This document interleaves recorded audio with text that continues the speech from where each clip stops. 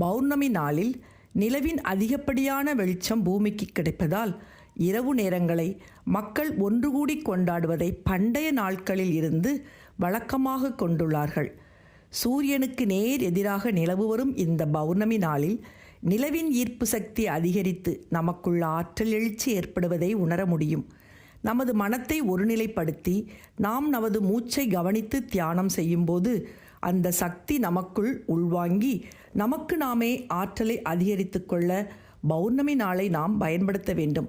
இதற்காக நமது முன்னோர்கள் ஒவ்வொரு தமிழ் மாதத்தின் பௌர்ணமி தினத்தன்றும் ஒவ்வொரு விழாவாக கொண்டாட வடிவமைத்து கொடுத்திருக்கின்றார்கள்.